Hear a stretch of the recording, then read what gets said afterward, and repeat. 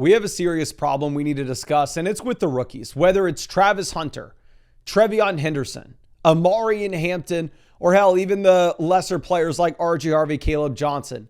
None of them are good. None of them are looking like they're turning the corner anytime soon. I'm answering fantasy football questions every single night on the live stream, and people are panicking. And some of it's warranted, some of it's not. Let me give you my updated take with every rookie that we've seen through the first 2 weeks and let you know if they're going to turn the corner anytime soon. Starting with the most exciting rookie, the guy that you either took in round 1 or round 2 of your fantasy draft with Ashton Jeanty. If we are going back and looking at Ashton Jeanty coming out of college, which I'm sorry, but we're going to look at every single one of these players and revisit their prospect profile because that's extremely relevant only 2 weeks into their NFL season. Ashton Jeanty was viewed as a can't miss prospect. Ashton Jeanty was viewed as the third best running back prospect that we have seen in the past 6 years, only behind Saquon Barkley and Bijan Robinson, according to the Fantasy Stock Exchange model on flockfantasy.com. And according to a lot of NFL talking heads, where if y'all remember, they were talking about Jeanty being a top 5 pick before the NFL draft. Seemed like it was completely warranted, where he had the size, he had the collegiate production that made him almost win the Heisman over Travis Hunter, who we're going to talk about later in this video. And you go back to his true sophomore season, he led all running backs in the country with receiving, which is incredible to think about. So Ashton Jeanty presumably checked every single box. He gets the NFL draft capital, being a top 10 NFL pick as well. And now we have to revisit this going, why the hell is he not producing? Because in week 1, he scores 12 fantasy points. And in week 2, where a lot of people were waiting on Jeanty for the last Monday night game going, oh, I just need 10 points. Hopefully we went, no, Ashton Jeanty scores 7.4 fantasy points. And you actually see a lot of statistics go backwards with Jeanty. He falls from seeing 86% of the snaps in week 1 down to 56% of the snaps in week 2. He falls from seeing 21 opportunities in week 1 to only 15 opportunities in week 2. This is the exact opposite of what you were wanting from the guy that you selected in the first, the guy that you selected in the second round. Now, I get the notion of, oh, okay, the Raiders are there. They're just garbage, right? The Raiders are never going to be better. This is one of the worst offensive lines in the NFL. Geno Smith is garbage. He can't even hit 200 passing yards, throwing the ball 50 times in a game, and he has 3 interceptions in this. There's no coming back from here. But I'm going to look at it with the opposite lens. I want to remind you that Ashton Jeanty has played 2 games in his NFL career, and in those 2 games, he has averaged 15 carries and 3 targets out of the backfield. The volume's been there. The opportunity's been there. And I can't sit here and tell you that I watched every single one of the Ashton Jeanty snaps in week 1 against the New England Patriots. I did watch every single snap of him week 2 in that Monday night game against the Chargers. And to be honest with you, every time he touched the ball, I was impressed. He was breaking tackles. He was making highlight moves in the backfield. Now, the issue was the offense was so bad that he was getting hit in the backfield, and his highlight move picked up 2 rushing yards at the end of the day. But I think Jeanty, we have to lower expectations down because of the offense, but he looks good. The workload's there. So he's still a must-start running back, and I think he still has a lot of upside. I have him ranked as RB11 inside the same tier as Chase Brown, Kyron Williams, and Alvin Kamara. Still somebody that you're starting every single week. The talent profile is great, and when the Raiders offense has good weeks where the Raiders will eventually win some football games, Jeanty's going to be a lot more compelling there. Now let's move over to Amari and Hampton. And with Hampton, very similar to Ashton Jeanty, obviously he wasn't in the same tier as a prospect, but I still thought, hell, this dude's a can't miss player. Because you go through and you look at his size and it's like, okay, bell cow. You look at what he did in college. Oh yeah, he's going to handle work on all 3 downs. You look at the receiving skill sets, like, oh yeah, they don't need to take him off the field as a receiver. And you combine that with an elite athletic profile at the NFL Combine and the round 1 NFL draft capital. There is nothing that you would not have liked about this Amari Hampton profile coming into the NFL. Now, here's the mistake that I think we all collectively made as fantasy drafters. Because if you remember early in the offseason when I was doing underdog drafts every single night, Amari Hampton was going at the 4 or 5 turn in drafts. He was a late 4th, early 5th round pick because the thought process was, okay, with Hampton, maybe he starts a little bit slow because Najee Harris is going to be there. And we hope that he beats out Harris as the season goes on. But then we had the Najee Harris fireworks accident. Then it was viewed as Najee Harris isn't going to play this season. It's only Amari and Hampton, and that's it in this backfield. And then all of a sudden, 3 games before the season, we get the reports, no, Najee's good to go. I didn't believe it. I'm like, oh, the dude that hasn't taken a hit since 4th of July is good to go 3 days before the season? What are you talking about? But no, it actually turned out to be true. Week 1, Najee Harris, he only had 1 opportunity, clearly not fully ramped up to speed with this Chargers offense. So Amari and Hampton had 80% of the snaps. And the mistake that I made is after seeing that week 1 performance, I went, oh, okay, Hampton's a bell cow right now. Najee isn't going to expand his role. Najee's going to only have 1 touch per game forever. Well, no, it looks like Najee's going to have a serious role here, which obviously if y'all saw the Flock League video, y'all know I was rooting for Najee to have fewer than 5 fantasy points this past week. So I was preying on this dude's downfall. You can see it in that video. But Najee Harris was on the field a lot. Najee Harris was on the field even before Amari and Hampton fumbled. Now, yes, technically it was on Justin Herbert, but in reality, it was on Amari and Hampton. Once he fumbled, they did not let him go back out there. So realistically, Najee's going to have a role in this offense going into the future. Now, from what I have seen, it seemed like Amari and Hampton was more so the 3rd down back. At least that's how they were utilized in this Raiders game. But Amari and Hampton still is going to have the majority of the snaps overall regardless. Now, if we're looking at how we project Amari and Hampton going into the future, I don't know if he is startable anytime soon. Like, if you look at my rest of season rankings, you'll see I have him right ahead of like Javonte Williams. But in reality, when I put out my week 3 running back rankings, you're going to see that Javonte's well ahead of Hampton. But if you're a team that's 2-0, I think you can buy the Hampton dip with how bad he's been through the first 2 weeks on primetime, where the Los Angeles Chargers are by far and away the #1 team in passing rate over expectation. And know that they're probably going to run the ball a little bit more, and that's probably going to feature Hampton as well. So if you could trade James Conner for Amari and Hampton, if you could trade DeAndre Swift, Ja'Cory Krosky-Merritt, Tony Pollard, if you're a 2-0 team, I think that is very interesting. Now let's move over to another running back in this same range, and that's going to be Trevon Henderson. And Henderson, I think we made a very similar mistake as a fantasy football community overall. Because if y'all remember, Trevon Henderson was a round 6 draft pick early on. Like, I know I went on the Fantasy Pros YouTube channel. I was like, oh, Trevon Henderson, he's my favorite pick in round 6. And then what ended up happening? Oh, Trevon Henderson, he had a kick return touchdown in the preseason. Oh, Trevon Henderson, he's making highlight play after highlight play after highlight play. And every single person in the fantasy community went, no, I need to be the highest on him. I need him on my team. I need to be the Trevon Henderson guy because he's such a compelling player. He's so exciting. Goes inside the top 40 picks in the NFL draft.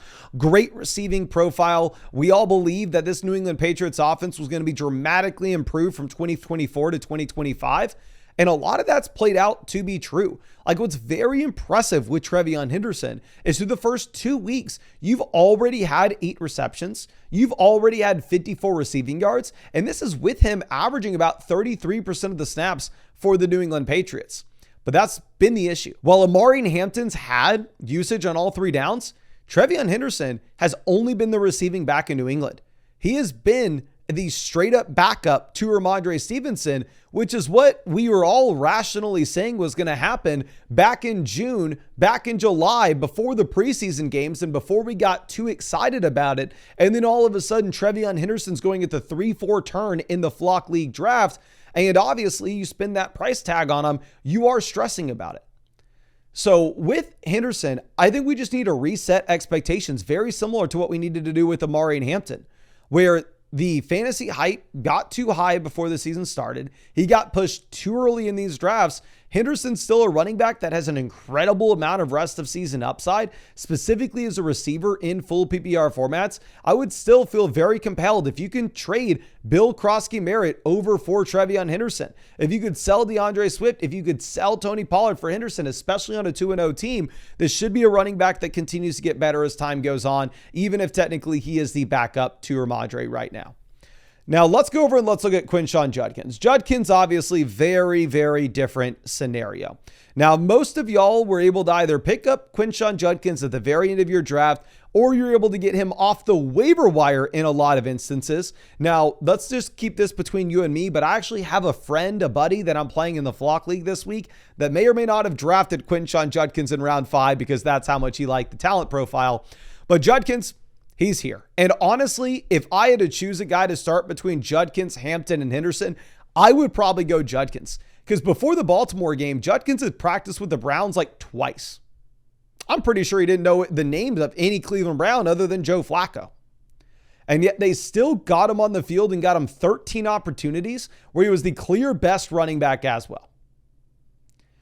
And you look at the draft capital, you look at the team investment into him.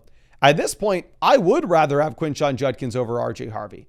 I think Quinshon Judkins may actually be startable going into the future. Now, a big issue you're going to have is just the Browns offense being the worst offense in the NFL, right? And the other running backs here with Dylan Sampson and Jerome Ford are probably good enough to have a role. So Quinshon Judkins, if you got him for free, 100%, you're absolutely loving life right now. I would put him in a similar bucket to like Amari and Hampton and Trevon Henderson as guys you're not starting at the moment, but as soon as you see that good week, then you can go ahead and get them in your flex spot. If I was predicting when these players would be startable, Ashton Jeanty is startable right now. Don't hesitate. Hampton, I think you're probably going to need just a week or two to get that confirmation. Trevon, you're probably going to need, I would say, 3 to 5 more weeks for him to work up over Ramadre. And then with Judkins, it looks like you may just need a week or two to see it. RJ Harvey is going to need another 4 to 6 weeks. We go over and we look at RJ Harvey. RJ Harvey's in the same exact boat to what you have with Trevon Henderson, where RJ Harvey has averaged about 32% of the snaps for the Denver Broncos over the past 2 weeks. Now, the thing with Harvey is he actually hasn't been efficient. RJ Harvey is currently sitting here coming off a game where he had 7 opportunities for a total of 24 total yards. Obviously, he had the one big play week 1, but J.K. Dobbins straight up looks like the better running back. So it's almost tougher to say with Harvey because I honestly do think that he's a much worse prospect than what we had with these other guys.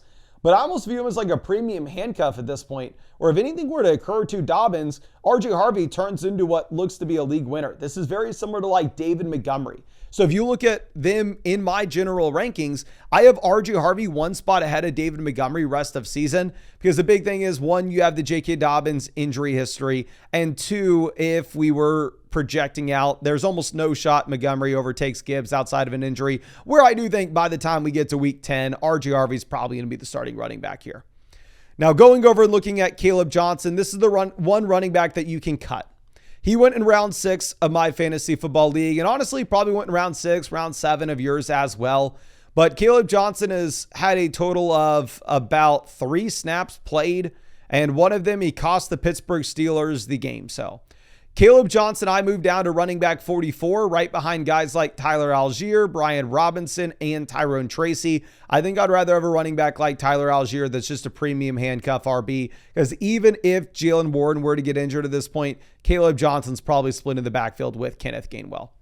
Now, Ja'Cory Crosky-Merritt, massive riser. I made the mistake of trading away Ja'Cory Crosky-Merritt for Tony Pollard before the Austin Eckler injury in the Flock League. I'm not feeling great about it right now because with JCM, you are looking at a starting role available to you. It's yours for the taking and one of the best offenses in the league. So I would throw him in a similar bucket to like Amari and Hampton, in that I'm probably not starting him this next week. I probably want to wait a week or two to see him actually play over 50% of the snaps, see him have over 60% of the opportunities in this backfield. He's not going to be a feature RB. He's not going to take everything. I do think you're probably going to have Jeremy McNichols stealing some of the receiving usage, but I think you just need another week or two for Ja'Cory Crosky-Merritt, and then you could possibly start him. I have Cam Scadaboo on my bench right now, and I'm almost treating him the same way. I think you only need to wait about a week or two before we can get Cam Scadaboo into my lineup.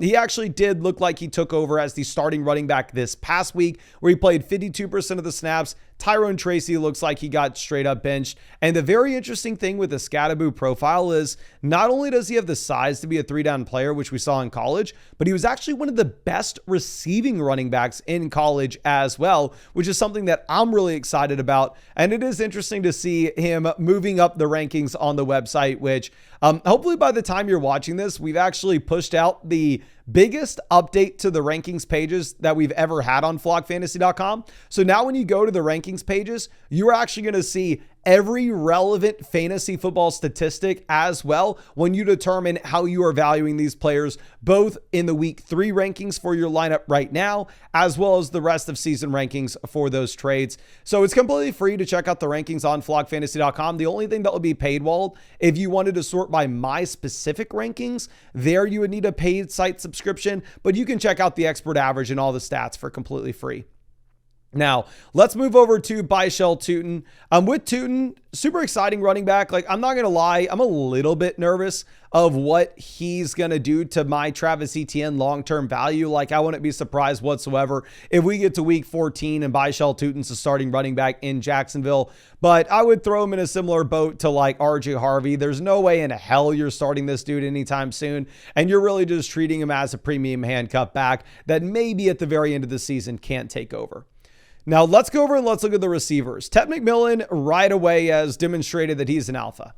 Played 85% of the snaps this past week. He's seeing almost everything in this Carolina Panthers passing offense. Very similar to what we saw with him in college. For him to come in and put up these numbers right out the gate, I would love to move him ahead of A.J. Brown, ahead of Ladd McConkey, ahead of Brian Thomas in my rest of season rankings. The only thing that's making me hesitant with it is just how bad this offense is going to be with the additional offensive line injuries to already bad quarterback play.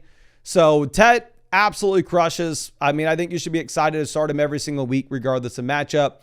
I know we had a Buka as the sell high option this past week, and yes, he comes through with another receiving touchdown, playing 93% of the snaps. But again, you only have 4 receptions in back-to-back games. It's not like the volume's crazy. I do think once you eventually get Chris Godwin into this offense, you should look at Buka as probably a wide receiver that is going to transition over to like a borderline flex play. So I know maybe I'm a little bit lower on him than y'all are, but I don't know if he's like an every week jam. I think he's more so a flex play rest of season, but obviously phenomenal player. Now, Travis Hunter is somebody that I was in on. I was like, oh, okay, well, in regular redraft leagues, he's so cheap that you have to go out there and you have to grab him. Super unique prospect, obviously gets the number 2 overall draft pick. I mean, essentially, if somebody has to pay the 5th overall pick and a future first to get to Travis Hunter, and that future first looks like it's going to be pretty damn valuable right about now. And to see the Travis Hunter usage through the first 2 weeks, it's not great. Like this past week, he played 59% of the offensive snaps for the Jacksonville Jaguars. And what's really worth pointing out here for Travis Hunter is the utilization downfield. It's like he's not running real routes. It's like they're trying to go, okay, well, he's our playmaker. We got to get the ball in his hands. Hit him with the screen. Hit him with a quick drag. Hit him with a quick slant. Like we're not letting him go and make double moves. We're not letting him work downfield unless I've been missing it. But we were hoping that we had the big play upside, the big ceiling from Travis Hunter. And I think ranking Travis Hunter going into the future, he's not startable until you see otherwise. What you want to see from Hunter is I want to see him getting to 8+ targets every single week, because it's not like these Trevor Lawrence targets are so valuable that you can go out there and you can be a productive name with 6-7 targets a game. Now, Matthew Golden will be our next name. Matthew Golden's actually looked really good in terms of getting open when he's been on the field. The issue is Jordan Love's just not been hitting him. Like Matthew Golden right now is sitting with the total of about 5 fantasy points so far this season. The thing is with the Jaden Reed injury, you would just assume, oh, okay, Matthew Golden's going to play more. He only played 48% of the snaps week 1, 59% of the snaps week 2. The Green Bay Packers don't really run the wide receiver rotation like that. The Green Bay Packers will throw out some wide receivers that you've absolutely never heard of. Now, because the offense is very good, because Golden has the round 1 NFL draft capital, I do think realistically, Matthew Golden's going to be worth the roster spot. And if he's on your waiver wire, if somebody gets frustrated and drops him, I would probably go out there and pick him up. But again, can't start him until we see otherwise. And some other wide receivers that may actually be interesting to talk about. Alec Ayomanor is looking like he may be that wide receiver that randomly comes from day 3 of the NFL draft and produces for you. You actually have him tied with Calvin Ridley with 6 targets this past week. He had 7 targets week 1, and you have the highlight grabs from him in week 2. Looks like the chemistry is great with Cam Ward. A big thing that we're going to need to see is just general progression with this Tennessee Titans offense. We're not going to be interested in Alec Ayomanor if the Titans offense remains a bottom 5 unit in the NFL. but looks like he's a lot better than some of these other wide receivers, where if you compare him to, say, Jaden Higgins at this point is a wide receiver that is worth cutting. You had the opportunity with no Christian Kirk. He didn't take advantage of it. 43% of the snaps week 1, 43% of the snaps week 2. He only sees a total of 4 targets in the first 2 weeks. He's not a good enough prospect. He's not a round 1 pick like Matthew Golden, where you can afford to hold on to him, especially knowing that Nico Collins will be the alpha and Christian Kirk will draw targets. And then going over and looking at Luther Burden, I was ready to tell you that Luther Burden was droppable. I know he's only rostered in 32% of leagues, but we did just get the report from Ben Johnson saying that he understands and that he knows he needs to do whatever he can to get Luther Burden involved more in this offense. So it's probably a little bit too early to go through and drop Burden just yet. But I think that's all I got for you. I really do appreciate you and really hope I was able to help you out. If you want to check out the prospects page where you can evaluate these guys coming into the NFL, if you want to check out all our updated rankings, if you want to link your fantasy football team, use a trade calculator, it's all on flockfantasy.com. It's going to be the #1 resource for you to win your fantasy football league. The majority of this stuff is free on the site. We do have some things paywall, just to be honest with you. But I'd be super happy if you just checked it out. I'll leave a link in the description in the comment section. I genuinely do think that it's really going to help save your fantasy season. But I think that's all I got for you. I really appreciate you. And if you subscribe, I'll see you out in the live stream later tonight.